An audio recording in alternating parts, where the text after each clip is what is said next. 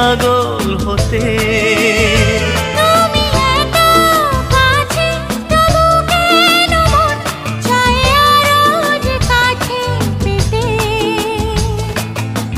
চোখ ভরে আজ তোমায় দেখি, তবু যে স্বাদ মেটে না।